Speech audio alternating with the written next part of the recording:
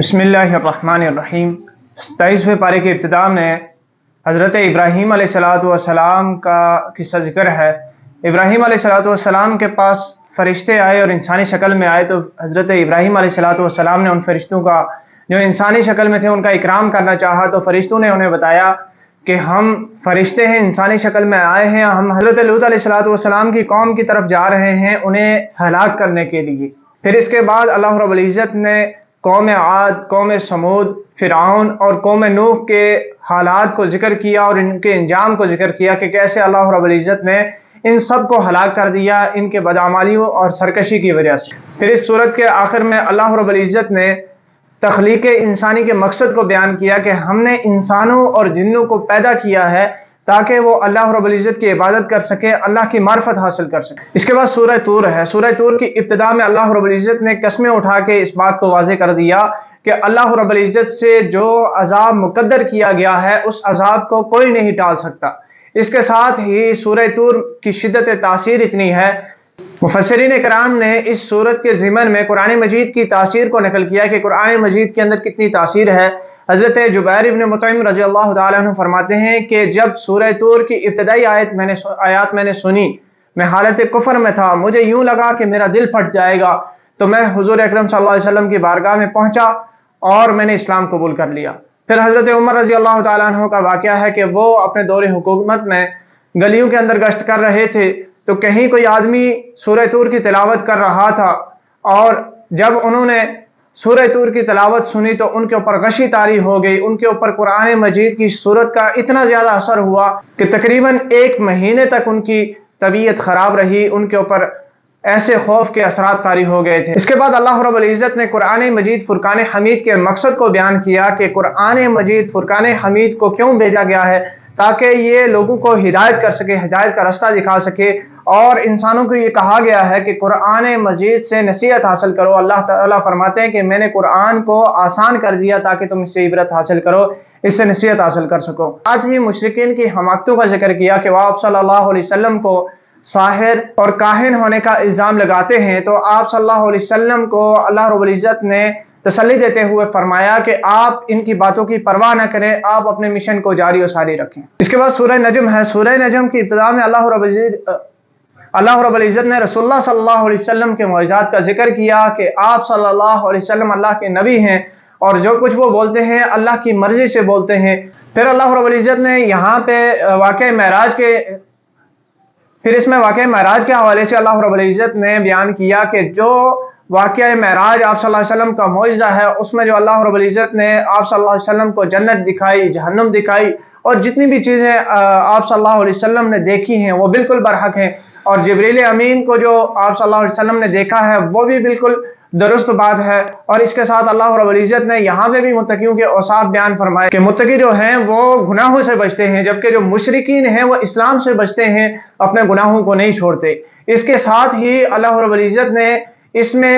پہلے والی قوموں کا انجام ذکر کیا اور اپنی قدرت کے دلائل اللہ رب العزت نے واضح کر دیے کہ اللہ رب العزت ہی ہیں جو اس کائنات کے مالک ہیں، یکتا مالک ہیں، اور اللہ رب العزت ہی انصاف کرنے والے، اور ہر شخص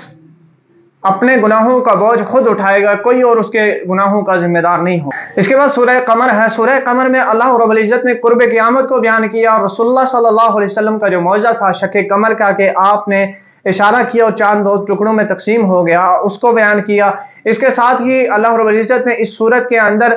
تدبر فی القرآن کا حکم دیا ہے کہ قرآن کو ہم نے آسان کر دیا ہے کہ سمجھنے والے اس سے عبرت حاصل کرتے ہیں، ہدایت حاصل۔ اس کے ساتھ اللہ رب العزت نے یہ بھی بیان کر دیا کہ اللہ نے ہر چیز کو ایک معلوم تناسب اور مقدار متعین کے ساتھ پیدا کیا ہے، اندازے کے ساتھ پیدا کیا ہے، اور ہر چیز اللہ کے حکم کے مطابق چلتی ہے۔ اور اس کے ساتھ ہی پہلی قوموں کا انجام بھی ذکر کیا اور ڈرایا ہے انسانوں کو کہ اگر وہ ہدایت کے راستے کو چھوڑ دیں گے تو ان کا انجام کیا۔ اس کے بعد سورہ رحمان ہے۔ سورہ رحمان جس کو عروس القرآن یعنی قرآن کی زینت بھی کہا جاتا ہے، سورہ رحمان میں اللہ رب العزت نے بنیادی طور پہ اپنے فضل، کرم اور رحم کو بیان کیا ہے کہ اللہ نے انسانوں کے اوپر کتنا بڑا احسان کیا ہے۔ سب سے پہلے اللہ رب العزت نے ان کے لیے ہدایت کا بندوبست فرما دیا۔ قرآن مجید فرقان حمید کی تعریف فرمائی کہ قرآن مجید کو اللہ نے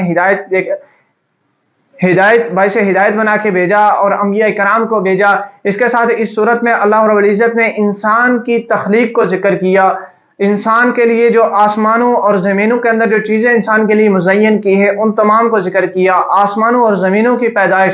چاند ستاروں کی پیدائش، یہ اللہ رب العزت نے بیان کیا، اور بار بار انسانوں سے یہ فرما رہے ہیں کہ تم میری کون کون سی نعمتوں، کون کون سی نشانیوں کو جھٹلاؤ گے۔ اس کے بعد اللہ رب العزت نے اس میں آخرت کو بیان کیا کہ آخرت کے دن مجرموں کا کیا حال ہوگا، مومنوں کا کیا حال ہوگا۔ پھر مجرموں کے حوالے سے بتایا کہ مجرم اس دن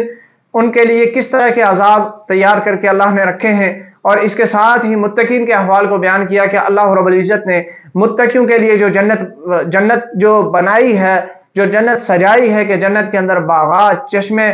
اور حور و غلمان اور بہت ساری ایسی نعمتیں ہیں۔ تو اللہ رب العزت بار بار انسان کو اس کی طرف متنبع کرتے ہیں کہ تم اپنے رب کی کون کون سی نعمتوں کو جھٹلاؤ گے۔ اس کے بعد سورہ واقعہ ہے۔ سورہ واقعہ میں اللہ رب العزت نے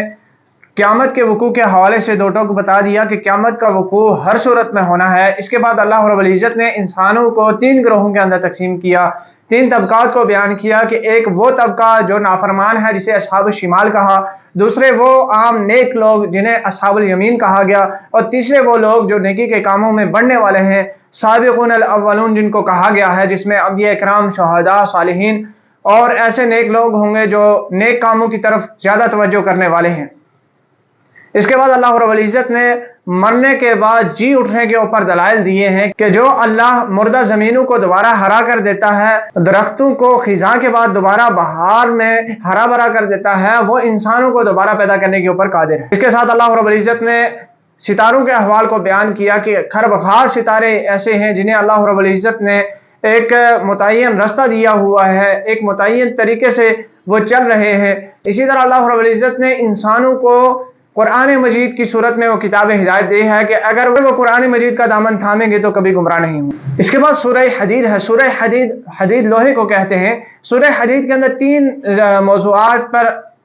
3 موضوعات کو بیان کیا گیا ہے۔ سب سے پہلے اللہ رب العزت کی الوہیت اور ربوبیت کو بیان کیا گیا ہے کہ اللہ ہی ہے جو کائنات کا نظام چلانے والا ہے۔ جب کچھ بھی نہیں تھا اللہ موجود تھا، اب بھی اللہ موجود ہے، اور جب تمام چیزیں فنا ہو جائیں گی اللہ کا وجود ہی باقی رہنے والا ہے۔ اس کے بعد اللہ رب العزت نے مومنوں کو ترغیب دی ہے کہ جو چیزیں، جو مال اللہ رب العزت نے تمہیں عطا کیا ہے اسے اللہ کے رستے میں یعنی دین کی سربلندی کے لیے استعمال کرو، اور جو آدمی اللہ کے رستے میں اپنا مال لگائے گا، خرچ کرے گا، وہ یقیناً فائدہ حاصل کرے گا۔ پھر قرض حسنہ کے حوالے سے اس میں بیان کیا گیا، اور تیسری بات اس میں یہ بیان کی گئی کہ کسی بھی مومن کو